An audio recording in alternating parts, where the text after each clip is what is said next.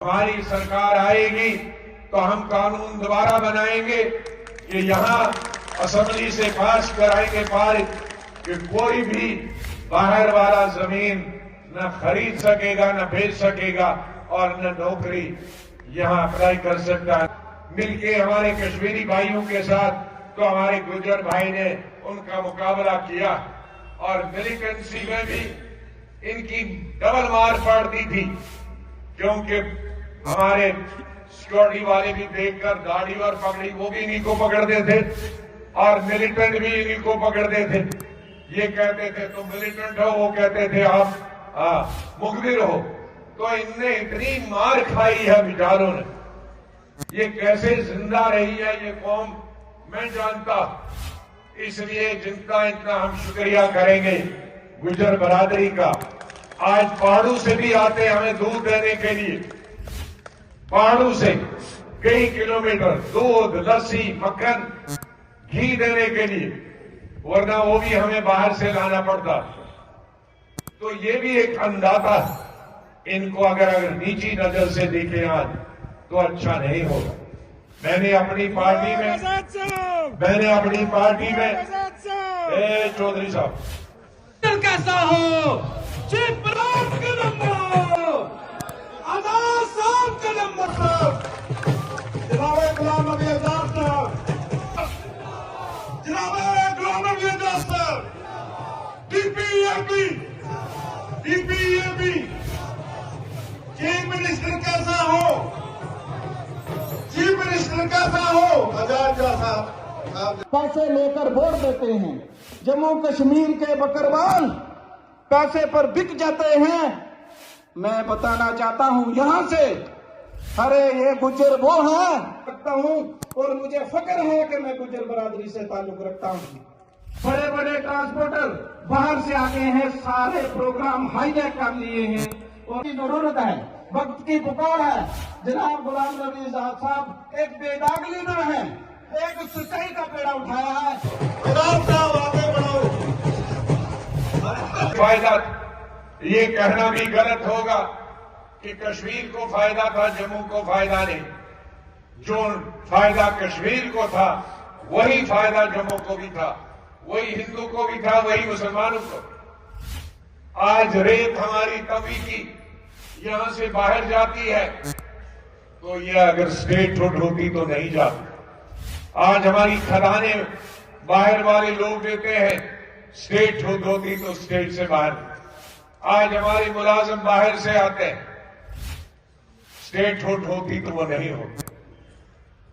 آج اگر 35A ہوتا تو ہماری نوکری کرنے کے لیے ہمارے بھدروا کے گاؤں میں، جہاں سے بنیادی گاؤں مجھے سروڑی صاحب بتاتے تھے کہ پوسٹ آفس جو ہے اس گاؤں میں، یو پی سے پوسٹ آفس کی لڑکی وہاں کلرک بن کے آئی۔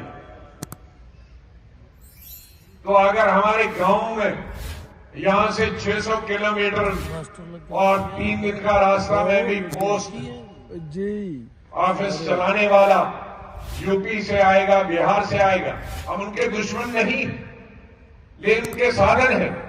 وہاں انڈسٹریاں ہیں، وہاں فیکٹریاں ہیں، وہاں تجارت ہے، وہاں کھدانیں ہیں، کوئلے کی کھدانیں ہیں۔ یہاں ہمارے پہاڑ کچھ نہیں ہے، صرف برف ہوتی تھی، بارش ہوتی تھی، اس سے بجلی بنتی تھی پانی سے، وہ بھی شاید پچھلے سال سے نہیں ہے اور اس سال تو تیار ابھی رہو۔ غلام احمد بیٹھ جاؤ،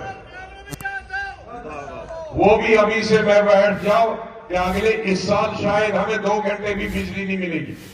جنوری ختم ہو رہا ہے، پرسوں جنوری ختم ہو رہا ہے اور ابھی تک برف کی بوند نہیں ہے، بارش کی بوند نہیں۔ یہ سال سب سے بڑا کٹھن۔ برف ہوتی تھی، پانی ہوتا تھا، بجلی پیدا ہوتی تھی، 90% بجلی پورے دیش کو جاتی تھی، ہمیں 10% ملتے تھے، اب وہ بھی محروم رہیں گے۔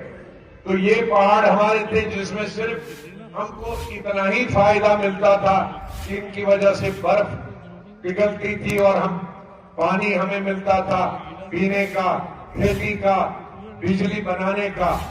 وہ بھی اوپر والے نے وہ بھی 370 انہوں نے برف والا سفر ان کے پاس تھا وہ بھی انہوں نے بند کر دیا. تو ایسی مصیبت اس لیے ہم نے جو جدوجہد کی اس جدوجہد کی وجہ سے سرکار نے تبھی مانا تھا جب میں لیڈر اپوزیشن تھا کہ ہم اسٹیٹ ہوڈ واپس کریں گے.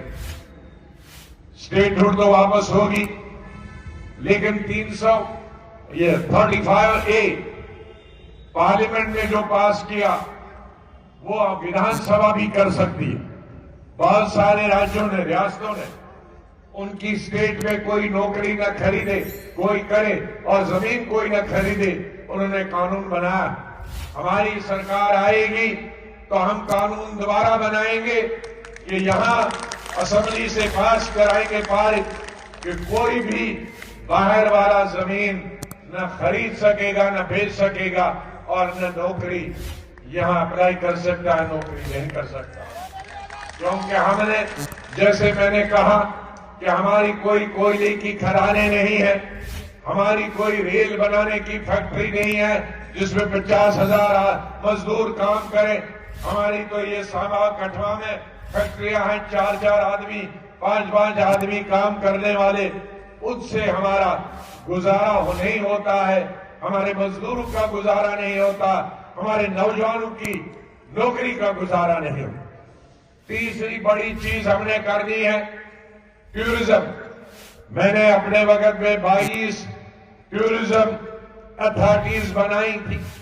جہاں جہاں بھی ٹورزم اتھارٹی بنی وہاں ابھی ہوٹل کا کام بھی چل رہا ہے, لوگوں کو تھوڑا تجارت بھی مل رہا ہے.